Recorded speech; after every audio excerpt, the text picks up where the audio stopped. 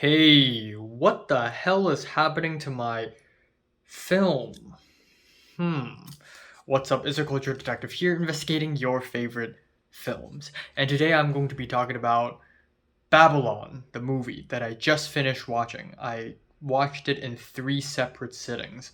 But yeah, this is my first 35 millimeter film roll in my life. I'm having this for my photography class, and it's very interesting. I tried to develop film for the first time in my life today, and it didn't turn out so well because I didn't roll the film properly enough in the film roll in the reel. So some parts of the film didn't get developed properly, so they end up having thick, undeveloped look to them versus the transparent negative thing. Ooh, I'm like Vegeta. But yeah, lots to practice. So, anyways, the Babylon is a film written and directed by Damien Chazelle, and this is his fourth feature film. Of course, Damien Chazelle is well known for making the movie Whiplash about 10 years ago, and Whiplash is hands down one of my favorite films of all times. Whiplash is one of the films that actually made me fall in love with movies in the first place. It made me feel things that I've never felt for other movies before at the time, and that is pure anxiety. I remember the first time watching Whiplash in my life, I was like, God, it was so long ago. I'm 20 years old now. So that means when I first watched Whiplash, I was probably 12 or 11, maybe 13. And I was so anxious, I was literally shaking out of nervousness when I watched the film. I was seeing Miles Teller and I was so scared for him, and it made me realize, holy shit, movies can make you feel things like this. And it is right now still one of my favorite films of all times. Fast forward a couple years, he released La La Land, which broke into the Oscars. I mean, Whiplash is nominated too, but La La Land got even more praise, and it won Best Picture for a couple minutes. And yeah, while I really loved La La Land at first, but truth be told, looking back to La La Land right now, I don't think it's as great as I thought it was, mainly because the dreamy, awesome epicness of Los Angeles depicted in La La Land is nothing but lies, because I am in LA right now, and let me tell you, this place is a fucking shithole. But yeah, I still really love the big set pieces. The musical elements are fantastic. Ryan Gosling is literally me for real, for real. So, it's still a really solid movie. His third film is First Man, and it is a biopic of Neil Armstrong. I think that's his name. Yeah, I haven't seen it, unfortunately. But yeah, fast forward, now we have his fourth film, Babylon. Oh, there goes my film. God damn it, hold on. So yeah, where did I last leave off? Babylon is the new 3-hour epic movie that is essentially an homage to 1920s, 1930s Hollywood. And let me be completely honest with you. When I first saw the trailers for Babylon, I was completely uninterested because, from what I can tell from watching the trailers, this movie seems like it's just going to be a love letter to cinema, and it's just going to be a 3 hour long party sequence with Margot Robbie dancing and Brad Pitt being a goofball, and that's it. And yeah, that's bad marketing, but I also wouldn't know how else to market this film. I mean, yeah, it's just one of those love letter to old Hollywood movies, and I feel like we have seen tons of films like that already.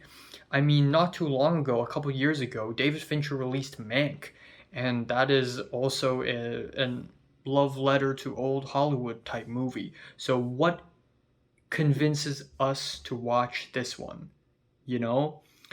So yeah, I really didn't care about watching this movie at all until maybe a couple weeks ago when I've been seeing reviews saying that Babylon is actually a misunderstood movie, that the marketing is bad, that there's actually way more to it. And also, it got a couple Oscar nominations, so I'm like, you know what, might as well watch it. So I watched the first hour last night, a couple nights ago actually, and yesterday I was completely not free. I was helping someone else make a feature film as a script supervisor. And then earlier this morning I watched 40 more minutes, and then just now I finished the movie. And let me tell you, the first half an hour is a real eye roller. I felt like rolling my eyes a lot of times in the first half an hour. Don't get me wrong, it is amazing filmmaking. There are a lot of crazy one shots, long takes, crazy crane shots that go up and down. It zooms into a character, punches in for a close up, goes all the way back out. The set pieces are humongous. Again, the party scene in the beginning, really, really crazy. The lighting, the costumes, just how crowded the place is, how much nudity there is, how much music and confetti and weird masks there are. It's just kind of crazy. I love the energetic jazz score composed by Justin Hurwitz. I saw it in an interview where he basically said that instead of catering to the old school 1920s, 1930s jazz, he basically put his own twist to it and made it party jazz, where it's so much more upbeat and fun and danceable to sort of match the crazy hedonistic vibe of the film. And I think it worked quite well. It's really memorable. Voodoo Mama, I genuinely thought this is like some jazz track from the 1970s or the late 60s or something. But no, it's an actual track off of the movie soundtrack. So that's pretty freaking cool. But even with these awesome big technical elements of the film, the first half an hour of this film feels like I'm being cornered by a film bro at a party. And first of all, I don't like parties. I'm a humongous introvert, and whenever I see 1,000 people having fun in a contained environment, I don't really enjoy it, you know? And also the constant monologues. We have Margot Robbie's character, Nellie Leroy, who is a young woman dreaming to be in Hollywood, and she meets a Mexican guy who is sort of this PA type guy. Well, not really PA in this case, just some side guy, some small potato, and he also dreams of being in Hollywood. So both of them dream together. They take cocaine together and they dream together, and they start spewing out these monologues about how, man, movies, that's where the magic is. Hollywood, that's where I want to be, you know. Movies, they're so real. They're bigger than me and you, and they're bigger than life. And I understand the sentiment, okay? I totally freaking understand that sentiment. But also, I don't need lectures on why movies are amazing and magical. Instead of lecturing it to us, maybe you should just show us. And I guess the biggest reason why these monologues made my eye roll is that they make filmmaking sound like a beautiful, dreamy thing from heaven, but that's not true. Filmmaking is hell. It's grueling, it's hell, and it really drains a lot of time, energy, and money from you. And it's really naive. You would be really naive to think that making movies in Hollywood is the best thing you can do in your life. You would be really naive.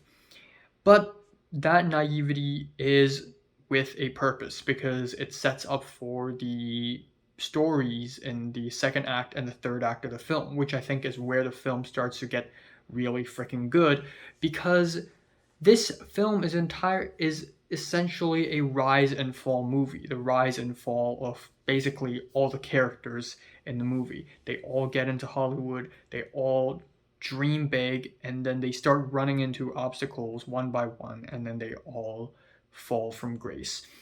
And in a lot of ways, this movie is like Boogie Nights. It's like Damien Chazelle's own version of Boogie Nights. And I really respect that. I really respect a 3 hour epic dedicated to the rise and fall of a cast ensemble. I think that's an amazing thing.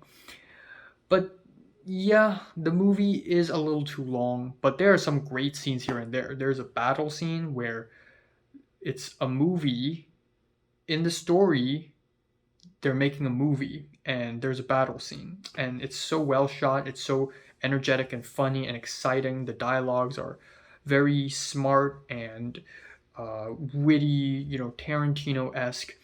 And I also really like the scene where Margot Robbie's character tries her first sound film, because Hollywood's transition to sound, and in the world cinema's transition to sound, is such a huge deal. And it's awful. You have to stand at specific spots so that you could speak to the mic, and everyone needs to be quiet, and the film camera needs to be behind a box so that you won't hear the. So yeah, it was awful, and I find the scene very relatable. The first AD shouting and sweating, and everyone's like yelling, and everyone's raging. Like, yeah, it's pretty awesome. And then there's a snake fight scene, which I thought was really fun. Usually writers or directors would, maybe do a little fake out, maybe do a little scare, but then leave it as it is. Oh yeah, let's fight the snake, and then the snake dies, or some random other guy gets bitten, and the scene ends. But Damien Chazelle really pushes it to the next level, which is really nice. And then the Tobey Maguire scenes, his cameo is really good. So that's that. And yeah, I admire the ambition and the scale of the film a lot. And after finishing the film, it definitely made me enjoy the movie a lot more, especially the ending of the movie, which I want to talk about a little bit. It's really unexpected, because I'm not going to spoil it, I guess, but, well, I guess I am going to spoil it. But the ending of the movie is something that I totally did not expect. I was kind of spoiled by some YouTube videos, but it's essentially a montage of all the important moments in cinematic history. The arrival of the train, Georges Méliès' A Trip to the Moon, and all the crazy innovations, Un Chien Andalou, when the eyeball's cut. So, that's the invention of the graphic match cut, or a hallmark moment in cinematic history. And then, jazz singer, now we have sound, and Technicolor, like Wizard of Oz. And then it goes all the way to Tron and The Matrix and Avatar, CGI. And then there's like this roller coaster film, and the screen sort of expands, so it's like the world's first introduction to the widescreen, 2.35:1 ratio. Wow, cinema. And I thought it's really cool, and it ends with Persona. So, huge respect to whoever likes Persona. But yeah, I thought it's really good. Obviously, it sounds like a film bro making a montage, but that's sort of what this movie is about. It's a love letter to cinema. But yeah, even so, I would say that I wouldn't say this film is that great or innovative or anything, because again, I've seen films like this before. But I truly do admire the boldness, the scale, the ambition, and the set pieces. And I enjoyed this film mostly. Yeah, most of the time. Yeah. I'm giving Babylon a strong, strong, strong 7 out of 10. Maybe to a light 8. I don't know. But for now, a 7. So have you watched Babylon? Comments below, let me know, subscribe if you want more, and thanks for watching.